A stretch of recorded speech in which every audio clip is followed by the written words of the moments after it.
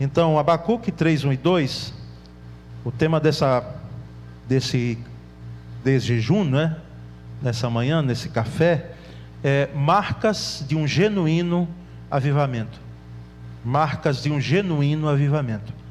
E nós sabemos que a palavra genuíno, ela é muito significativa, é um adjetivo muito significativo para o nosso vocabulário, né, na nossa língua portuguesa. Porque ele traz a ideia, não apenas a ideia, mas o fato, né, de que algo genuíno, se é genuíno, ele não tem impureza. É algo que é verdadeiro. O conteúdo dele não é falso. Então é nesse sentido que nós trazemos uma palavra nesses 10 minutos, que eu pretendo, pela graça e misericórdia de Deus, explanar apenas esse tema de forma, espero que não seja superficial, mas objetiva, mais precisa.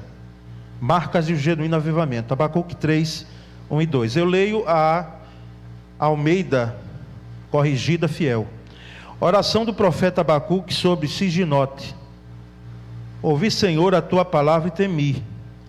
Aviva, ó Senhor, a tua obra no meio dos anos. No meio dos anos, faze-a conhecida. Na tua ira, lembra-te da misericórdia. Amém. Uma explicação rápida sobre o termo siginote. Na realidade aqui é mais do que uma oração, um canto também. E essa expressão hebraica, ela não tem uma tradução para a nossa língua. Por isso que o tradutor colocou esse termo. Em outras versões tem confissão, não é? Que já, no meu entendimento, foge do sentido. Porque nós não temos aqui uma confissão, nós temos uma música. Então era um tipo, para os músicos, era um tipo de instrução que ele dava. O texto dá, como se fosse a tonalidade. É para ser cantado nesse tom. E aí, para ver o tom naquela época, porque os tons nós temos mais para cá, não é? Bem mais para cá.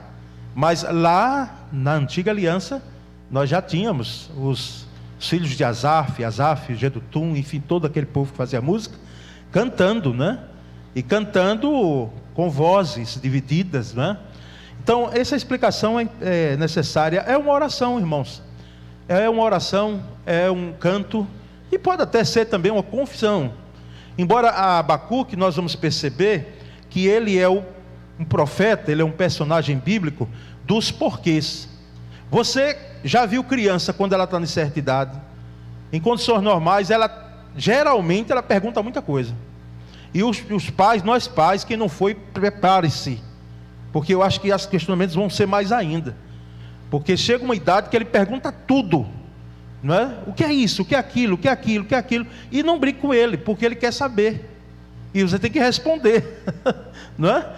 E responder pacientemente, porque quem sabe, não é? Lá na frente, o seu filho vai ter que lidar com você. Peça misericórdia, mas é uma realidade que pode ser. Você, quem sabe, com o Alzheimer, você perguntando tanto as coisas, e você, não é, ali naquela situação, e o seu filho também tem que ter paciência com você, né, para poder estar sempre ali respondendo. Então, Abacuque, ele é o profeta dos porquês. Tem crente que pergunta muita coisa. Em condições normais, perguntas no meio de uma tragédia, no meio de uma luta, no meio de uma prova, como nós chamamos, né? No meio dos embates da vida cristã, que são naturais, normais, mas que muitas vezes vêm para, assim, tirar a gente do sério mesmo. Não tira a nossa fé, mas nos balança muito. São perguntas normais. Quem mesmo sofre uma perda enorme de ente querido, nós já sabemos, isso o curso de capelania nos ensina e deixa claro, que perguntas virão nos próximos dias. Por que não curou? Por que aconteceu? Porque eu sou culpado, porque aconteceu isso. São perguntas que naturalmente vêm. Mas a pergunta do profeta, os porquês, pelo menos 2, nós temos aí no capítulo 1, que não lemos, mas no versículo 3 e 13, ele perguntando por quê? Por que, Senhor? Por que, Senhor? Por que, Senhor? Né? Então aqui ele está diante de um contexto de crise. Abacuque está diante de um contexto de crise. O reino do norte já tinha ido embora, dominado pelos assírios, destruído totalmente, não é? E o reino do sul agora, os babilônios vêm através daquela invasão, e Deus disse ao profeta Abacuque, disse: olha, vai chegar aí, vai chegar, nem nada impedirá, porque sou eu que estou permitindo que isso aconteça. E a pergunta de Abacuque é: Senhor, por que o Senhor vai permitir?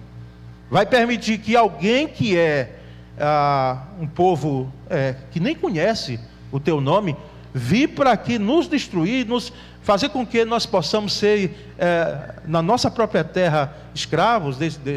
E a estratégia de Nabucodonosor deixou algum povo na terra, mas levou muita gente para a Babilônia, e lá ficaram aculturados, trocaram até os nomes, nós sabemos muito bem. Então era um contexto de crise. Crise militar, crise social, crise econômica, crise também espiritual. O povo estava em crise espiritual.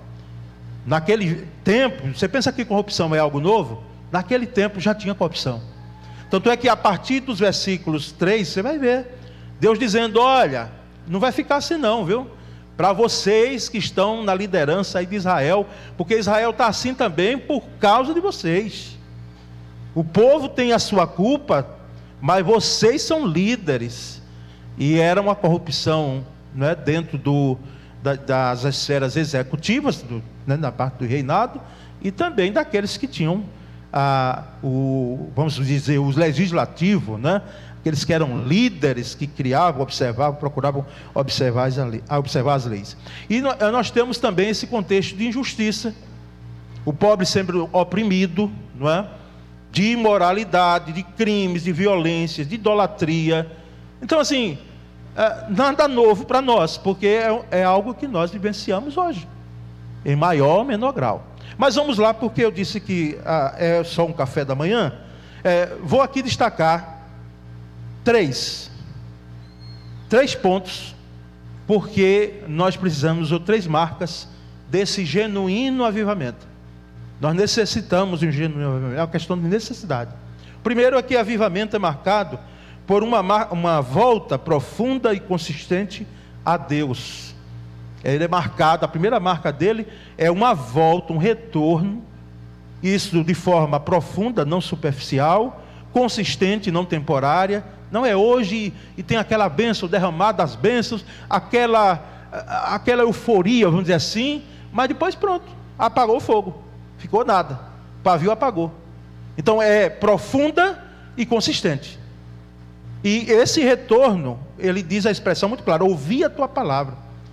O retorno é proclamado pela palavra. A palavra de Deus é que aponta para nós e diz, nessa manhã, dizendo: olha, vocês precisam avivarem suas vidas, buscarem um avivamento.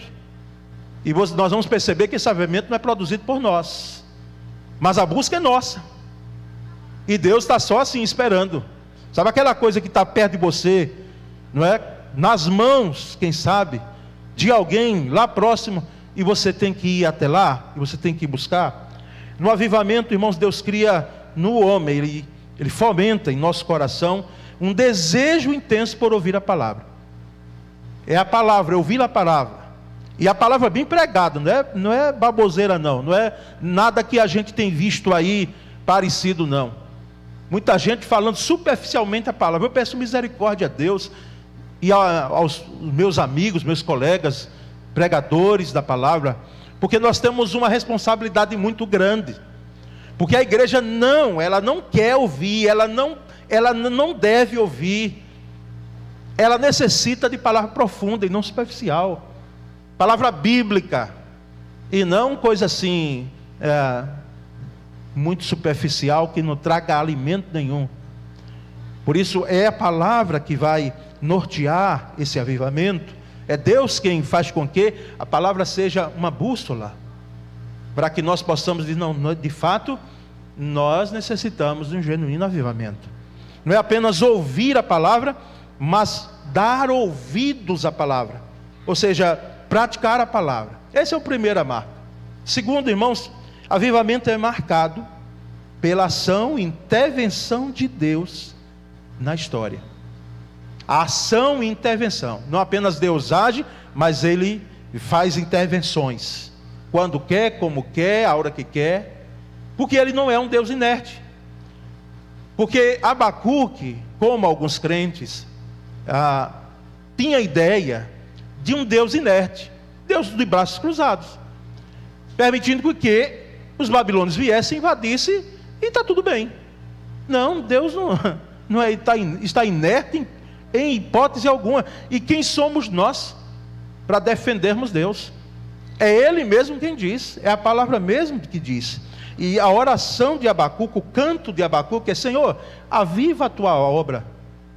Aviva a tua obra no meio dos anos. E outra versão diz: faz de novo, Senhor. Faça de novo como lá atrás, no passado. Faça de novo, Senhor. Então, avivamento, irmãos, é a ação soberana de Deus na vida da igreja, na vida do crente.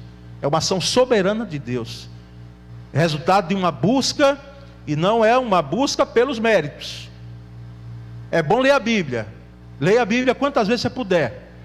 Mas não é pela quantidade de vezes de Bíblia, de quantidade de orações, que nós chegaremos ao avivamento. Mas é vivendo a palavra.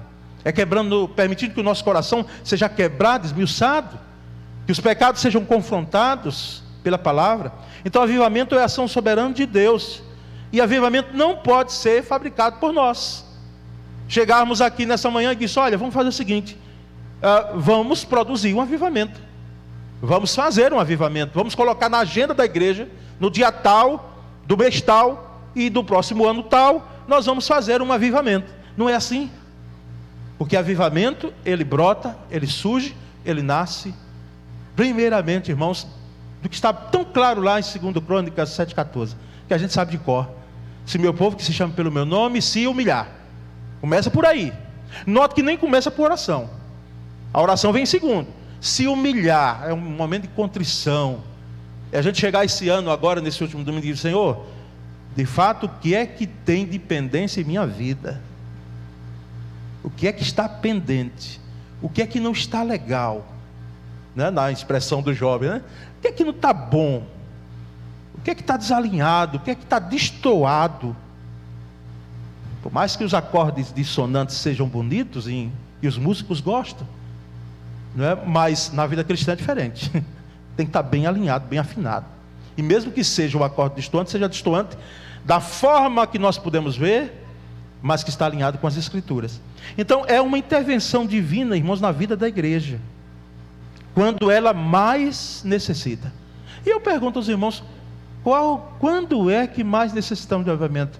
Sempre, mas hoje mais ainda. Então é uma intervenção maravilhosa, profunda, no meio da igreja, no coração do crente. Avivamento é marcado por essa intervenção, por essa ação. E terceiro e último, avivamento, irmãos, é marcado pela manifestação intensa da graça e da presença de Deus na vida da igreja, em nossa vida. Ele diz lá no final do versículo 2: na tua ira, lembra-te da misericórdia. Na tua ira, lembra-te da misericórdia. Nós somos, irmãos, confrontados com a santidade de Deus. Esse Deus que não é um Deus santarrão, não, Ele é santo mesmo. E a expressão é tão forte na língua hebraica que não tinha como os biblicistas poderem expressar essa santidade de Deus. Por isso que você nota que existem 3 vezes santo, santo, santo. Ou seja, santíssimo. Não tem como a expressão santo, santo, santo, dizendo Ele é mais do que santo. E essa santidade não nos despreza, porque nós somos pecadores, mas ela confronta, ela não deixa passar, ela não lança por debaixo do tapete, ela escancara as nossas necessidades. E ninguém queira se passar aqui de bom, porque diante de Deus, isso aqui está muito claro. Então, avivamento é marcado por essa manifestação da graça e da presença de Deus, que Abacuque diz: Senhor, de fato, tu estás irado com Israel, com Judá, mas na tua ira, Senhor, porque cultuamos outros deuses, porque tivemos outros deuses, acalentamos outros deuses, porque esse era o caso de Israel, não é? Há uma miserabilidade espiritual na nossa nação, e o Senhor está irado com isso. Mas na tua ira, Senhor, lembra-te da misericórdia. O Senhor está irado com o Brasil, o nosso Brasil, com a igreja brasileira. O Senhor olha de lá e vê que hoje nós estamos, enquanto igreja, nos distanciando dos princípios, e tem gente que está se satisfazendo com migalhas mesmo, mas não é migalhas daquela mulher cananeia, não. São migalhas de um evangelho parco, manco, não é? Torto, que está sendo colocado aí diante de nós. Então, o Senhor está irado com isso, mas na tua ira, Senhor, lembra-te da misericórdia. Lembra-te da misericórdia. Então, irmãos, precisamos lembrar que Deus, na sua misericórdia, sempre nos dá uma oportunidade. Aquela parábola da figueira, lá em Lucas 13, de 6 a 9, que o próximo ano, daqui a pouco, né? Pela graça de Deus, quero revisitar o texto e trazer para os irmãos. Ali é maravilhoso. Quando o dono do campo, da fazenda, diz: mas o que é isso? Uma figueira no meio de videira, no meio de uva, ocupando espaço aqui? Que privilégio é esse?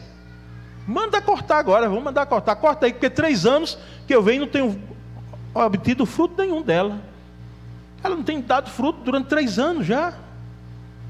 E nós sabemos lá, aliás, deixa para a prensagem lá, para relembrar um aspecto em relação a essa figueira aí, que não era só 3 anos não, tem um pouquinho mais, não é? Há 3 anos eu venho. Aí o capataz da fazenda disse: Senhor, deixa só esse ano, porque esse ano nós vamos escavar perto dela, vamos colocar adubo, estrume, nós vamos colocar os ingredientes necessários, né? Para que ela possa então produzir. Deixa este ano. É uma misericórdia, é um exercício de misericórdia. Inclusive tem um sermão de Spurgeon, né? Charles Spurgeon, ainda este ano, maravilhoso. Se você puder buscar na internet, tem lá. E eu preguei aqui, né?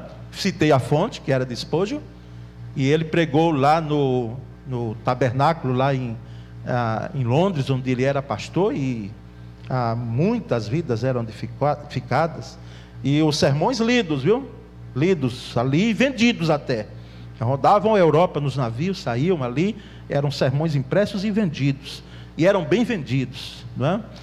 E ainda este ano, é um dos sermões mais preciosos do Spurgeon. Deus está nos dando ainda mais um ano, pela misericórdia e graça dele. Então essa marca de avivamento é uma manifestação intensa da graça e da misericórdia de Deus em nossa vida. Irmãos, nós estamos finalizando esse ano. Daqui a 2, 3 dias, 2 dias, né? Praticamente 3 dias ele acaba. Daqui a algumas horas. E Deus está nos dando uma nova oportunidade para nós continuarmos servindo e servindo melhor. Que isso aconteça em nossa vida. Eu trago como consideração final alguns pontos aqui para a nossa reflexão. Avivamento é nossa necessidade, isso é fato. É a nossa necessidade mais profunda, mais gritante, mais sentida, em termos de necessidade, não é? Como uma fome que você sente, não é? Uma sede que você sente. E fome e sede, não é? Extremas nós sabemos, aliás, fome eu não sei o que não, viu? Mas sede eu sei o que é. Intensa, uma necessidade intensa. Fome e sede de Deus. Então é uma necessidade extrema. E avivamento é a nossa necessidade mais urgente. Ou seja, não está para dizer: olha, vamos fazer o seguinte, é necessário? Mas daqui a uns 20 anos está bom. 20 anos a gente se prepara para esse avivamento aí, e vamos deixar, né, as coisas acontecerem no seu tempo. Não tem como, irmãos. É urgente. É urgente. É para hoje, não é para amanhã. Não é? Então que Deus tenha misericórdia de nós, Ele tem.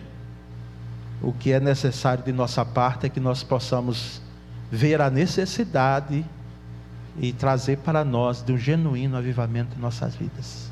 Amém, meus irmãos? Graças a Deus. Vale a pena nós dedicarmos um tempo de oração agora. E é uma oração que só você pode fazer. Só você e eu, cada um pode fazer. De forma que nós não vamos ter oração aqui do púlpito, vamos ter oração daqui do púlpito, no meu caso e no seu caso aí. Coloque diante de Deus a sua vida, diga: Senhor, eu preciso de um genuíno avivamento. Faça isso agora, ore agora, e nós só vamos dizer amém no final desse tempo que dedicaremos à oração.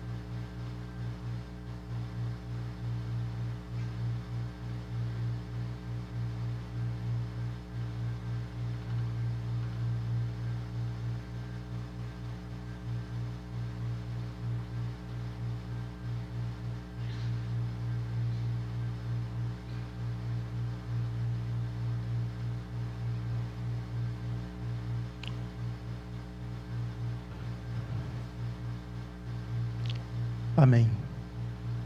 Amém. Graças a Deus. Glória a Deus.